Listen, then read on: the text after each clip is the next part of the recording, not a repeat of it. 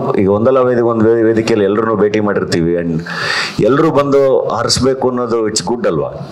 ಎಲ್ಲರೂ ಬಂದು ಖುಷಿಯಾಗಿ ಒಂದು ಮದುವೆಗೆ ಆಶೀರ್ವಾದ ಮಾಡೋದ್ರೆ ಬಹಳ ಚೆನ್ನಾಗಿರೋದು.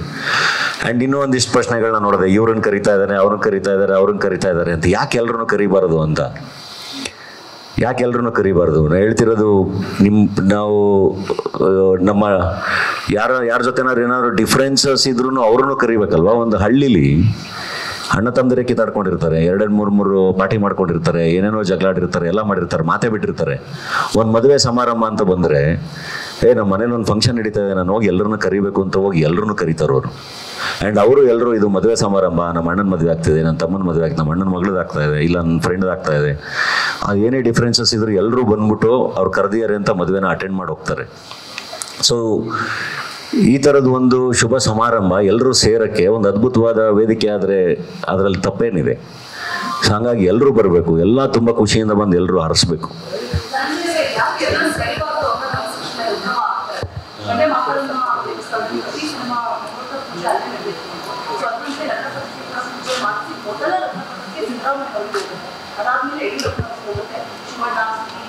ಎಲ್ಲರೂ ಕೂಡ ಹೋಗುತ್ತೆ. ಆದರೆ ಸೋಷಿಯಲ್ ಮೀಡಿಯಾದಲ್ಲಿ ಒಂದು ತಕ್ಷಣ ಬರ್ತಾರೆ, ಯಶೋರ ಕೂಡ ತುಂಬ ಪ್ರೀತಿಯಿಂದ ನಾನು ಎಲ್ಲರನ್ನೂ ಕರಿತಾ ಇದ್ದೀನಿ ಇನ್ಮೇಲೆ. ಡೆಫಿನೆಟ್ಲಿ ಅವ್ರನ್ನೂ ಕರೆಯೋ ಪ್ರಯತ್ನ ಮಾಡಿರ್ತೀನಿ. I try to reach him, I couldn't reach him. So ತುಂಬ ಪ್ರೀತಿಯಿಂದ ಅವ್ರನ್ನೂ ಕೂಡ ಇಲ್ಲೇ ಕರಿತೀನಿ.